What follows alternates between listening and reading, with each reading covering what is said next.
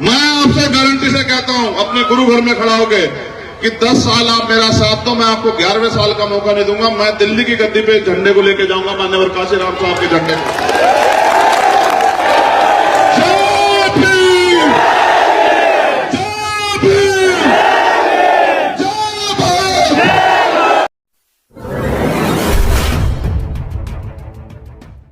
आपको मेरे काम पे कोई शक है?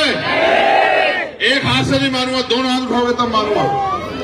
और वो जो ऊपर है उनसे भी पूछ रहा हूं, मेरी बहनें और माएं, क्या आपको आपके खून पे कोई शक है? क्या आपको उम्मीद नहीं कि जब मैं ताकतवर हूंगा तो आपकी तरफ कोई आंख नहीं उठाएगा? बताओ, हैगा या नहीं है उम्मीद आपको? बताओ मुझे। क्या आपको लगता है मेरे रहते आपके ऊपर अन्याय अत्याचार हो सकता है? बताओ। मैं अपने माइनॉरिटी के पिछड़े वर्ग के भाइयों से पूछना चाहता हूं, अब तो दूसरे लोगों को वोट दे दे के छक गए हो, चुनाव के बाद आता है आपके मोहल्लों में कोई? देखो, मेरी बात पे गौर करो मेरी माए बहने, ये तो मुझसे मेरे साथ ही रहते हैं, आप मुझे कहीं कहीं मिलती हो इसलिए कह रहा हूं। बाबा साहब अम्बेडकर अपने 4 बच्चे कुर्बान करके गए, और कुर्बान करके वो ये बात कह के गए 56 में, क्या कह के गए? कि मैं बड़ी मुश्किल से तमाम तरह के अपमान सह के, अन्याय, आरोप, जुल्म जाति सह के इस कारवा को अपने अंतिम समय में कह के गए, और ये कह गए कि मेरी अंतिम इच्छा है ये। हम उनके बाबा के सपूत हैं या नहीं है? बताओ, चाहत उठा के। क्या हम बाबा साहब के मानने वाले हैं या नहीं है? बताओ।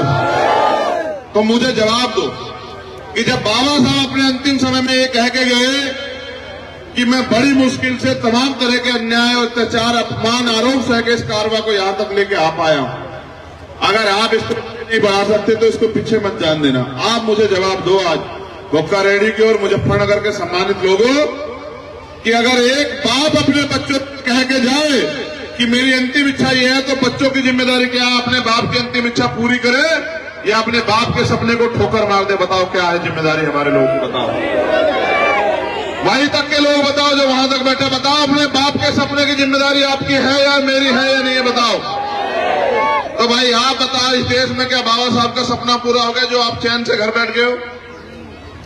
बस वोट देकर सोचते हो सरकार बन जाएगी, या एक दिन इकट्ठे होकर सोचते हो सरकार बन जाएगी? जिनसे मुकाबला है वो 5 बजे शाखा चलाते हैं, और हमारे लोग एक दिन इकट्ठा होते हैं, और इकट्ठा भी नहीं होकर ये सोचते हैं कि हम लोग जीत जाएंगे, फिर रोते रहते हैं 5 साल कि मेरी जमीन छीन ली, मेरे घर में बुलडोजर चल गया, मेरे यहाँ बेटी के साथ हो गया या माँ के साथ हो गया, यहाँ हत्या होगी, फिर ये रोते रहते हैं। हमारे यहाँ सबसे बड़ी कमी ये है कि जब कोई संघर्ष करता होता तब हम उसका साथ नहीं देते, और फिर क्या कहते हैं उनके जाने के बाद कि अगर बाबा साहब 10 साल जी गए होते तो आज हमारी जिंदगी पता नहीं क्या से क्या हो गई होती। अगर मान्यवर काशीराम साहब 10 साल जी गए होते तो हमारी जिंदगी पता नहीं क्या से क्या हो जाती। लेकिन जब वो संघर्ष कर रहे थे तब बैठ के तमाशा देखते हैं। मैं भी आपसे कह रहा हूं, अगर आज आप मेरा साथ नहीं दोगे तो कल मैं भी अपनी हिम्मत हार जाऊंगा। हारता इसलिए नहीं क्योंकि जब मैं अपनी बहन बेटियों को और माँ बहनों के साथ अन्याय अत्याचार देखता हूं, अपने बुजुर्गों के अपमान देखता हूं, तो मेरा दिल खोल उठता है। मेरे खून में जो है वो एक तरह की अजीब सी जो है झुंझुनाहट हो जाती है कि तेरे होते हुए अन्याय अत्याचार हो रहा, तेरा क्या फायदा है। इसलिए मैं रोज अपने लोगों से कहता रहता हूं कि भाई संघर्ष करो, संघर्ष करो। हमारे नौजवान साथी यहाँ बैठे, आपकी जवानी का क्या करूं मैं अगर हम यहाँ कामयाब नहीं हो रहे? बताओ। अगर आपके होते भी जब आप सड़क पे निकलते हो नीला झंडा लेके तो तमाम लोग पहचान लेते हैं कि भीम आर्मी आजाद समाज पार्टी के लोग हैं, लेकिन जब बहन बेटियों पर अन्याय अत्याचार आपके बराबर के गांवों में, कस्बों में, जिलों में होता है तो फिर क्या करूं मैं? बताओ। आज आप लोगों ने मुझे ताकत तो दी मगर अधूरी ताकत दे रखी है कि संख्या में तो मेरे साथ हो, और जब समय आता है मुझे ताकतवर बनाने का तब आप किसी और के साथ चले जाते हो। तो आप ये बताओ, मैं तो चाहता हूं कि आपके सबके पक्के मकान, आपके सबको बच्चों को रोजगार मिले, अच्छी शिक्षा मिले, अच्छा इलाज हो, और जो सुविधाएं अमीरों को मिल रही है वो आप लोगों को मिले। आपके घर कच्चे ना रहे, मेरी माँ बहनें पैसे के लिए किसी तरफ भात ना फैलाएं। मैं तो चाहता हूं मगर करूं क्या? ये ताकत तो आपने आप बीजेपी के लोगों को दे रखी है। ताकत बीजेपी के लोगों को दोगे तो वो तुम्हें क्यों सम्मान का जीवन देंगे? बताओ। इसलिए मैं आपसे कह रहा हूं, ये नौजवान साथी बैठे, अगर वास्तविकता में मुझसे प्यार करते हो और वास्तविकता में आपके अंदर महापुरुषों का दर्द है कि आप महापुरुषों का कारवा आगे बढ़ाना चाहते हो, तो फिर आपको संघर्ष करना पड़ेगा। आपको घर से निकल के गांव गांव में जाके लोगों को मेरी बात पहुंचा के जोड़ना पड़ेगा और उनको ये कहना पड़ेगा कि आपने सबको मौका दिया, तो बताओ आपको अपने खून पे भरोसा क्यों नहीं? और अगर भरोसा है तो फिर साथ दो। आप ये बताओ, ये पेड़ देख रहे हो, ऐसा हूं मैं बिल्कुल अभी कि लंबाई तो खूब है, पहचान भी खूब है, लेकिन ताकत घुस रही है। तो कब तक मुझे ऐसा बना कर रखे हुए? क्यों मुझे शाम जैसा नहीं बनाते कि मैं आपको छांव भी दूं और फल भी दूं? क्यों नहीं बनाते बताओ? क्या मैंने आपको पिछले 7 साल में कभी निराश किया? कोई ऐसा आंदोलन बताओ, कोई ऐसा मसला बताओ जिसमें मैं खड़ा नहीं हूं। अभी देखा नहीं आपने क्या हुआ राजस्थान में? यहां पुलिस प्रशासन के लोग भी हैं। वहां राजस्थान में मैं गया, पुलिस के पास वो बच्चा गया कहने के लिए मेरी मदद करा दो, मेरे पिताजी के साथ मारपीट हुई है।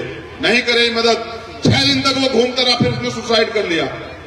और सुसाइड करके क्या लिखा उसमें कि भीम आर्मी के लोग आकर मेरी मदद करें। बताओ, भगवान से ज्यादा लोग तुम पे विश्वास करते हैं और तुम लोग सिर्फ वीडियो बनाने में लगे रहते हो। बताओ,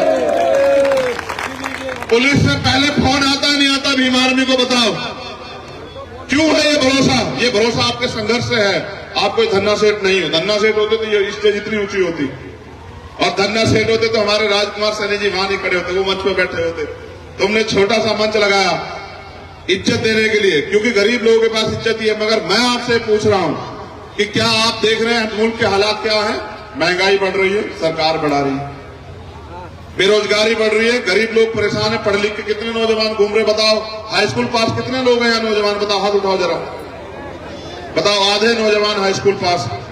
नीचे करो, इंटर पास कितने नौजवान? जरा हाथ उठाओ। आप हाथ नीचे करके बताओ, सरकारी रोजगार वाले कितने लोग हैं यहाँ? बताओ, बताओ। तो ये सरकार पढ़ा रही है, रोजगार क्यों नहीं दे रही है? रोजगार इसलिए नहीं दे रही है कि जब आपके घर में 50-60 हजार रुपए आएंगे सरकारी तनख्वाह, तो फिर आप नहीं करोगे किसी की। फिर जो है आप मजबूरी में जो है कच्चे मकान में एक टाइम की रोटी खा के नहीं सोओगे। सरकार चाहती है कि आप रोटी के लिए मोहताज रहो। मैं भी आपसे कहना चाहता हूं कि वो आपको गिराने में लगे हैं और मैं आपके पीछे ढाल बन के खड़ा हूं कि अब ये अन्याय अत्याचार बंद होना चाहिए, और वो सुख सुविधाएं जो अमीरों को मिल रही है वो मेरे गरीब समाज को मिलनी चाहिए। इसलिए मैं जो इस लड़ाई को लड़ता रहूंगा। मुझे इस दुनिया में कोई नहीं रोक सकता इस लड़ाई को लड़ने से। मैं आपके बीच पैदा हुआ हूं और इस लड़ाई को अंत तक लड़ूंगा। आप जाओ शहरों में देखो, अमीर का कुत्ता भी देसी घी में रोटी खा रहा है और एसी में सो रहा है और गाड़ी में घूम रहा है। आपके पास कितने लोगों के पास गाड़ी है? मेरी माए बहने बताओ, है 4 पहियों की गाड़ी घर में? फिर भी संघर्ष नहीं करते हो। तुम पे कुछ है भी नहीं, फिर भी अपनी तरक्की के लिए संघर्ष नहीं करते हो। इसलिए मैं आपसे कह रहा हूं, ये नौजवान साथी अगर वास्तविकता में बताओ मुझसे कितने लोग प्यार करते, जरा हाथ उठाओ जरा, मैं चेक करूंगा अभी कितने लोग हाथ उठा के रखते हैं। जो नहीं उठा रहे मैं भी ध्यान रखूंगा आपका। नहीं, ठीक है। आओ, उधर भी मेरी बहनें हाथ उठाए। बताओ तो फिर मेरी मदद करोगे नहीं करोगे इस बार? देखो, मैं रोज रोज किसी गांव में नहीं जा सकता हूं, जान देख के कभी मैं आपको खाली बैठा मिलता हूं? देखो, मैं आपसे एक अपने दिल की बात बताता हूं। बैग पूछा था भाई। मैं जब 16 महीने के लिए जेल में था ना, मेरी माँ मुझसे आके कहती थी कि ये तुझे जेल में मार देंगे। मैंने उनसे कहा था कि चाहे मैं मरूं या जीऊं, लेकिन अब मैंने अपना जीवन अपने समाज के नाम समर्पित किया। मैं 16 महीने एक रात ये जाग के सोता, ये सोने के पहले सोचता था कि अगर आज की रात कट जाएगी और मुझे मौका मिलेगा बाहर जाकर काम करने का, तो मैं अपने लोगों के दुख और आंसू पूछूंगा। आज लाखों माँ ऐसी हैं जो उम्मीद करती हैं कि चंद्रशेखर ताकतवर हो जाए तो हमारा दिन बदल जाए। आज हजारों लाखों करोड़ों बहनें ऐसी हैं जो शाम मेरी लंबी आयु के लिए जो प्रार्थना करती हैं। और ये सिर्फ ऐसा नहीं कि दलितों में है, ये पिछड़ों में भी है, ये माइनॉरिटी के लोगों में भी, और ये अगड़ों में भी है। वो भी जानती है, समाज में भी रहने वाली महिलाएं, कि अगर यहाँ महिलाओं को कोई वास्तविक जीवन देगा तो बाबा साहब अम्बेडकर का जो बेटा चंद्रशेखर आजाद है वही देगा। बाकी लोग तो सिर्फ जो है वो गुलामी बना के रखना चाहते हैं। उनके अंदर भी मेरे प्रति जो है सम्मान है, और आप भी मेरे लिए जान देने को तैयार। तो क्यों हम मिलके जो है एकता बना के क्यों अपने काम को मजबूत नहीं करते? जो लोग यहाँ नीले पटके पहने बैठे हैं, इसकी कीमत समझते हो नहीं समझते हो? क्या आज बहनें तुम पे भरोसा नहीं करती नीले पटके को देख के? तो फिर आप गांव जाके मेहनत करने में कितने लोग साथ दिलाओगे? बताओ हाथ उठा के। नहीं, छूटे मत उठाओ, सतपुरुषी का गुरु घर भी है, ऐसे नहीं चलेगा, नहीं बिल्कुल। हाथ नीचे करो, वही उठाओ जिसके मन में दर्द है, जो समाज को परिवार मानता है, जो कुछ करके दिखाना चाहता है, जो इन गुलामी की बेबसी की बेटियों को काट देना चाहता है और जो चाहता है सम्मान स्वाभिमान का जीवन, वही हाथ उठाओ। तो बस तुम्हें काम बता दूं फिर अब। देखो मैं समझता हूं तुम सब पे 4 पहियों की गाड़ी तो नहीं होगी, हो सकता है तुम पे कुछ लोगों पे मोटरसाइकिल भी ना हो, ये तो है। अपने पैरों का यूज करो, अपने आसपास के 10 गांवों में जाकर मीटिंग करो और मीटिंग करके उनके हालात देखो, उनकी समस्या पूछो और उनको कहो कि ये समस्याएं दूर हो जाएंगी अगर आप हमारा साथ दोगे। अपनी बात बताओ, अपने समाज को इकट्ठा करो और गांव गांव में जाके इस मुहिम को आगे बढ़ाओ। मुजफ्फरनगर इतना सारा, आपकी संख्या इतनी सारी है, जाके अपनी बात पहुंचाओ और समाज में बताओ कि अगर भारत का संविधान पूर्ण रूप से लागू होता तो आज हम लोग कहां होते। और ये भी बताओ कि किस तरह से भारतीय जनता पार्टी की सरकार इस संविधान को निस्तानाबूद कर देना चाहती है। आप सोचो और समाज को जागरूक करो, होशियार करो कि अगर भारतीय संविधान नहीं रहा तो मुझे कौन मंच पे खड़ा होने देगा। हमारी संख्या चाहे कितनी हो, जब अधिकार नहीं रहेंगे, जानवर इस देश में कितने, कौन सा जानवर खड़ा होकर मंच पे भाषण देता है क्या कोई? भाई शेर देखा आपने भाषण देता कभी? कोई भाषण नहीं देता। इंसान को इतना अवसर दिया है भारतीय संविधान ने, तो आप मुझे बताओ ये समाज को अगर हम नहीं समझाएंगे तो वो तैयार कैसे होंगे, होशियार कैसे होंगे? अपनी बहनों को, माओ को जो हमारे लिए जान भी छिड़कते उनको जाकर समझाओ। जब आप ये काम करोगे तभी आपकी ताकत बने, क्योंकि शक्ति जो है ना वो संगठन में। आप बताओ कितने लोग गांव गांव में जाकर मीटिंग क्या करेंगे बताओ? फिर झूठे हाथ उठा रहे हो, क्योंकि सब उठाते तो लगता है झूठे, आधे उठाए कम उठाए तो समझ आता है कि सच्चे हैं। बताओ कितने लोग गांव गांव में जाकर मीटिंग करके मेरी बात को पहुंचाओगे? चलो अब आखिरी बात सुनो, क्योंकि ठंड भी बढ़ रही है। ये महापुरुषों का मिशन है और ये ईमानदारी से चलेगा। इसे सींचने के लिए, क्योंकि आजादी की लड़ाई है। आजाद तो देश 1947 में हुआ, लेकिन हमें आजादी मिली 1950 में, जब संविधान लागू हुआ और हमें बराबर के अवसर मिले, समानता की बात आई। तो उस आजादी को बचाए रखने के लिए, यानी कि एक नई क्रांति को जन्म देने के लिए हमें अपने खून से इस मिशन को सींचना पड़ेगा। क्या आप अपने महापुरुषों के मिशन को खून से सींचने के लिए तैयार हो? अगर तैयार हो तो मैं आपसे वादा करता हूं कि 10 साल के लिए मेरा साथ दो। मैं आपसे 1000 साल, 500 साल नहीं मांग रहा हूं, मात्र 10 साल मांग रहा हूं। 10 साल एक माँ बाप अपने बच्चे को पढ़ाते हैं, वो 10वीं पास नहीं होता। मैं आपसे गारंटी से कहता हूं, अपने गुरु घर में खड़ा होकर, कि 10 साल आप मेरा साथ दो, मैं आपको 11वें साल का मौका नहीं दूंगा। मैं दिल्ली की गद्दी पे झंडे को लेके जाऊंगा, मान्यवर काशीराम साहब के झंडे को। मैं आपसे बड़ी बड़ी बातें नहीं करूंगा कि किला पलट दूंगा। मैं आपको ये कहता हूं कि इस देश में भारतीय संविधान पूर्ण रूप से लागू होगा और इंसान को इंसान माना जाएगा। जाति, धर्म, मजहब के नाम पे, पशु के नाम पे किसी की हत्या नहीं होगी और कोई गैर बराबर नहीं रहेगा। जितने अडानी अंबानी को मोदी जी ने देश को बेच बेच के संपत्ति दी है, मैं गारंटी देता हूं कि पहले जब उसका राष्ट्रीयकरण करके हम लोग जो है वो पूरी संपत्ति देश के नाम लौटा देंगे और ये जो पूंजीपति है इनको जो विशेष दर्जा देंगे, इनको भी जो है सम्मान देंगे।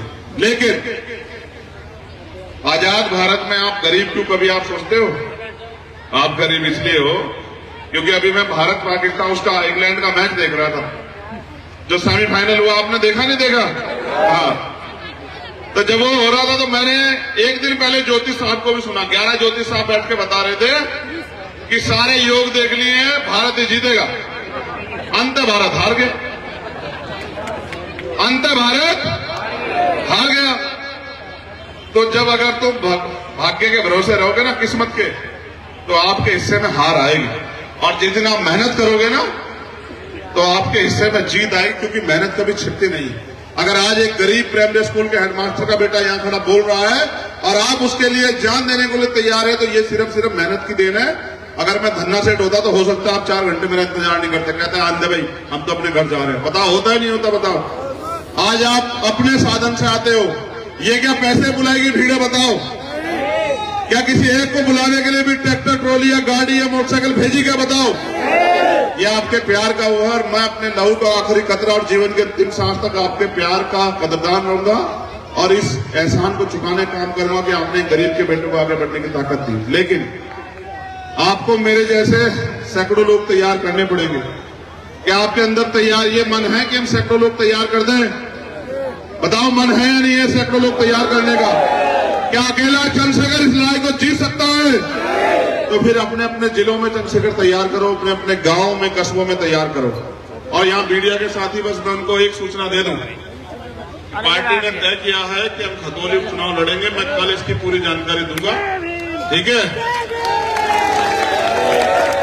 कल पार्टी ने अपना वो दिया है, मैं फिर फाइनल डिसीजन जो है ना कल अपनी पार्टी के लोगों से बात करके दूंगा। हम अभी तक पार्टी के लोग खतौली उपचुनाव लड़ रहे हैं, कल पार्टी की फाइनल मीटिंग है। कल पार्टी की फाइनल मीटिंग के बाद मैं घोषणा करूंगा चुनाव की, कौन लड़ेगा, कहां से लड़ेगा, ये सारी जानकारी मैं मीडिया के लोगों को कल दूंगा, ठीक है। आज शाम पार्टी की फाइनल मीटिंग है, कल एक बार मुझसे मीटिंग है, उसके बाद फाइनल होगा, उसके बाद हम लोग तय करेंगे कौन लड़ेगा, ठीक है। लेकिन याद रखो कि खतौली में भी हम पीछे नहीं रहने वाले हैं। खतौली में भी इस बार झंडा ठंडा जो है भीमाष्टमी का मजबूत रहेगा। अगर खतौली चुनाव लड़ेंगे तो आप लोग मदद करने के लिए आओगे नहीं आओगे बताओ। वो पैसे पे वर्कर लाएंगे, मेरे पास पैसे वाले वर्कर नहीं है, मेरे पास तो स्वाभिमानी संघर्षशील वर्कर है, अपने साधन पे आना पड़ेगा। आओगे? अगर गरीब प्रत्याशी आता तो आपको वो रोटी भी नहीं खिलाएगा, अपनी रोटी खा के आओगे नहीं आओगे बताओ। ऐसा तो नहीं हो तुम तेल की इंतजार करोगे वहां। मैंने तय किया अगर पार्टी का फाइनल डिसीजन हो गया तो मैं 3 दिन अपने इन पैरों के बदौलत पूरे खतौली विधानसभा पैदल पैदल घूम के अपने प्रत्याशी के लिए वोट मांगूंगा। अब फिर कह रहा हूं, सरकार के लोगों को भी कह रहा हूं, मुकाबला इस बार गलत आदमी से पड़ गया तुम्हारा, याद रखना। पिछले चुनाव में आया था, आपने खूब मुकदमे किए थे, करो मुकदमे। सरकार बदलेगी, सरकार बदलेगी। मैं इन सारे मुकदमों को अपने कार्यकर्ताओं के वापस करवा दूंगा, आप चिंता मत करो, ये सब झूठे मुकदमे हैं। लेकिन याद रखो कि अगर आप सरकार के इशारे पे झूठे मुकदमे दर्ज करोगे तो कानून ये कहता है कि कोई अपनी ड्यूटी का दुरुपयोग करे तो उसके ऊपर भी कार्रवाई होनी चाहिए। तो याद रखना, आज तो मेरे गरीब कार्यकर्ता आपके झूठे मुकदमे सह लेंगे, लेकिन कल जब ये ताकतवर हो जाएंगे तो फिर क्या होगा भाई?